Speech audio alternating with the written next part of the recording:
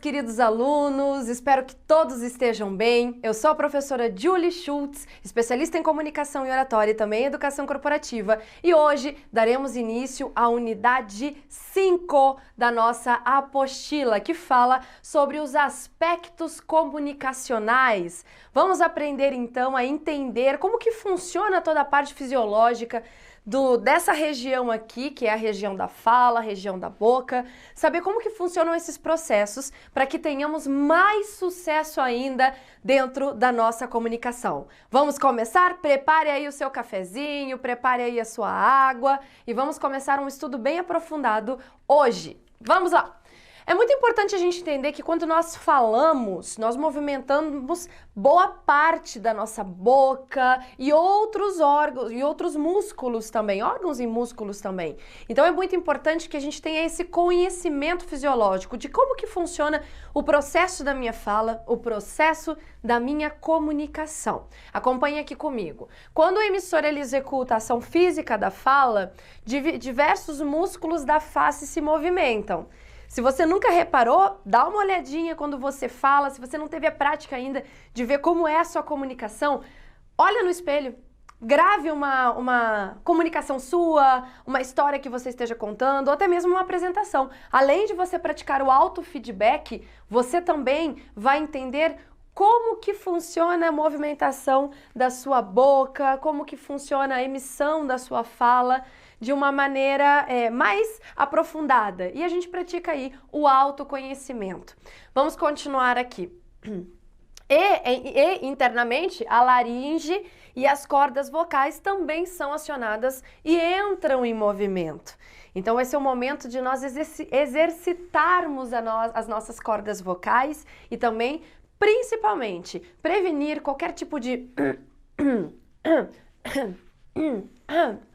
aqueles pigarros, ou às vezes a garganta um pouco inflamada, porque cantou muito alto, ou porque tomou uma bebida muito gelada, ou aquele choque térmico que dá saindo de um ambiente quente e indo para um ambiente frio, ou vice-versa. Então a gente tem que tomar muito cuidado com essa parte, não somente conhecer a parte fisiológica, como também saber como prevenir esse tipo de situação. E a prof, eu vou dando aí algumas dicas para vocês. Continuem me acompanhando aqui. O ar inspirado para a fala, ele sai dos pulmões e a vibração das cordas vocais emite os sons. Então é bem importante que a gente entenda aqui, até no próximo slide eu coloquei aqui para vocês essa imagem, da gente entender o aparelho fonador.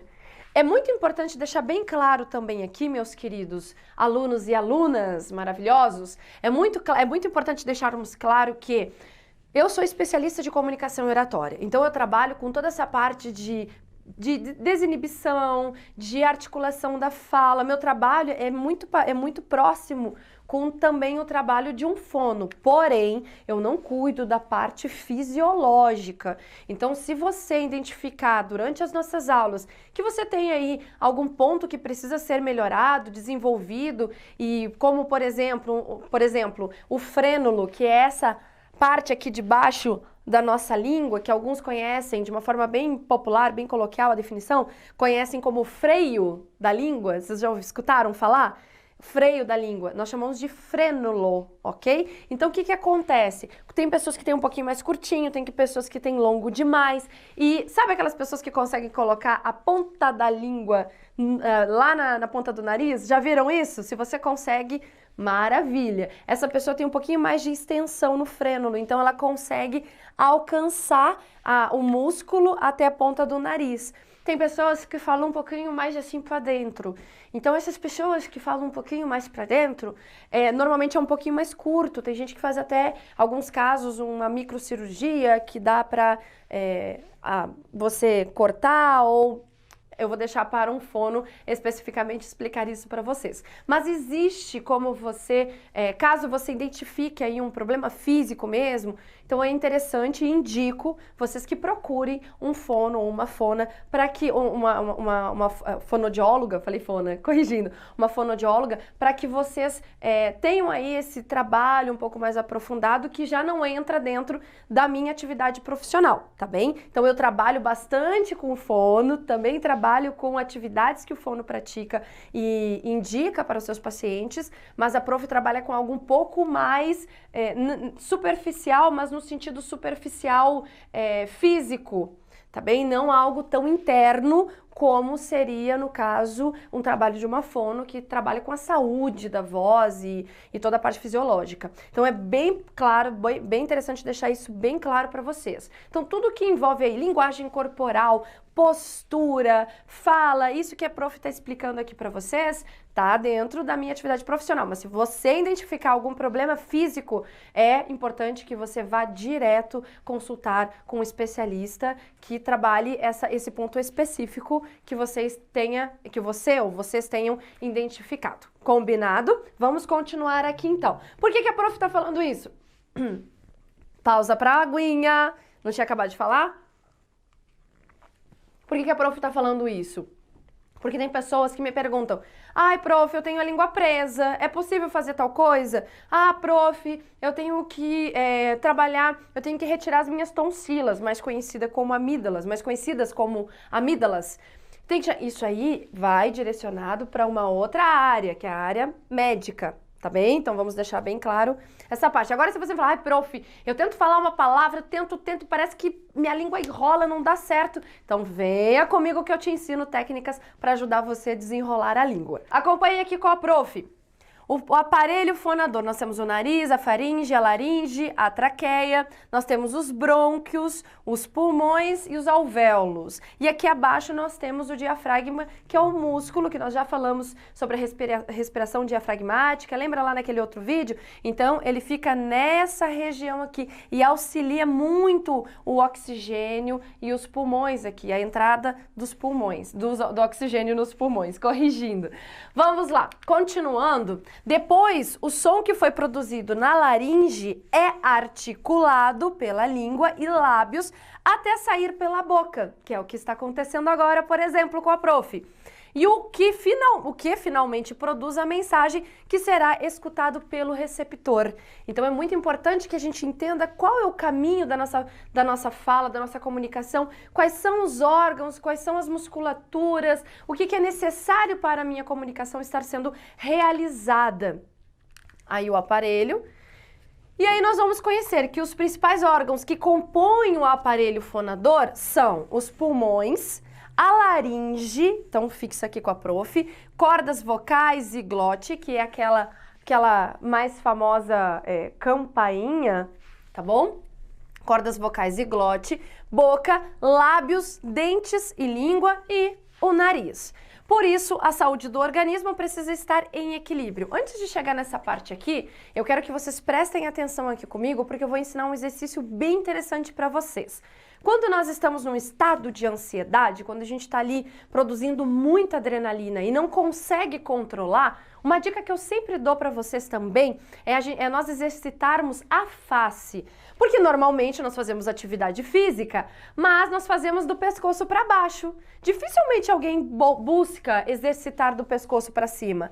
Quem exercita, e às vezes de forma inconsciente, muito as mulheres, o público feminino também, exercita de forma inconsciente. E alguns homens, porque homens também são vaidosos. Quando nós vamos usar o famoso anti-age, que é o creme anti-rugas, que você, ou passar um protetor solar, que você tem que dar aquelas leves, aquelas bem suaves, batidinhas nessa região do rosto. Nesse momento você está exercitando, porque aqui na face nós temos muitas terminações nervosas, nós temos muitas veias. Então, quando você estimula, quando você produz muita adrenalina, o seu corpo, o organismo, ele vai reagir em pontos do seu corpo que normalmente não são trabalhados.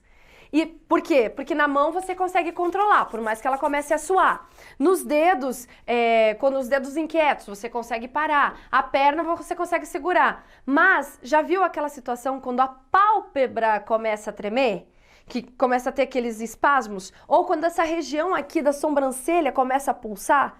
Ou pior, quando você começa a ter espasmos nessa região aqui do lábio superior, um pouco abaixo do nariz. Já aconteceu com você?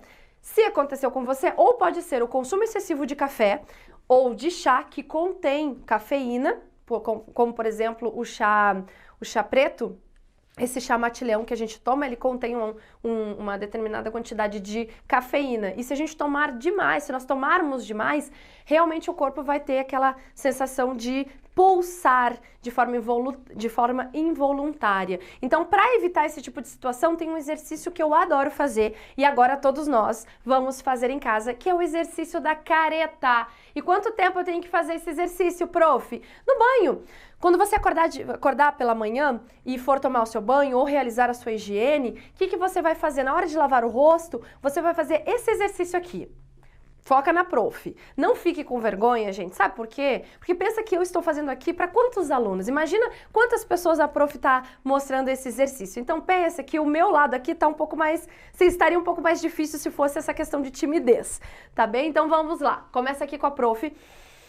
Vai inspirar fundo e você vai começar a fazer careta. É isso mesmo, então chama aí a criança do seu lado, sobrinho, tio, amigo, e que não necessariamente precisa ser uma criança, mas que também queira fazer o exercício com você e entrar aí nessa brincadeira gostosa. E muito efetiva também. Vamos lá? Você vai fazer isso aqui, ó. E aí você vai pegar o dedo indicador e o dedo médio e você vai fazer movimentos circulares, ok? Você vai dar aquelas batidinhas nessa região aqui e principalmente na região das têmporas. Por quê? Porque essa região aqui das têmporas, ela concentra quando a gente está estressado ou quando nós estamos muito cansados, não dá aquela sensação de peso, que até chega a parecer uma enxaqueca, mas não é bem uma enxaqueca, é um peso. Então, quando você fizer esse movimento para aliviar, você já está treinando essa região aqui. A mesma coisa aqui, ó, acima das sobrancelhas, ok? Aqui no meio, que sempre sai aquela ruguinha de expressão que ou é para um lado direito ou para o lado esquerdo, ou para o lado esquerdo ou para o lado direito. O que acontece? Sempre estimulando essa região, alguns aqui que são da parte mais astrológica, que gosta de assuntos assim, nós ativamos essa região do terceiro olho, ok? Ai, prof, como assim? Eu tenho um olho aqui no meio? Gente, vamos com calma, tá bem? Mas na astrologia, na parte hindu, quando nós estudamos muito na Índia, eu fiz alguns estudos bem interessantes referentes a essa questão da energia. E aí nós temos aqui como se fosse uma ampla visão do todo, é como se fosse a nossa intuição. Então, quando a gente estimula essa região aqui, a gente diz que é a terceira visão, que é para ampliar aí toda a sua intuição e toda a sua visão de 360. Então fica a dica aí para a gente também treinar essa parte aqui de também não enrugar a testa, tá bom? Fica a dica aí para vocês, meus queridos. E nós ficaremos por aqui com esse exercício maravilhoso. Tentem em casa, no máximo 1 minutinho. Espero que vocês tenham gostado aqui da nossa aula de hoje e aguardo vocês para a próxima parte dessa unidade 5 que está maravilhosa. E como sempre, vamos finalizar a aula com uma palavra de prosperidade? Vamos lá? 1, 2, 3 e sucesso! Muito obrigada, meus queridos, e até o próximo vídeo!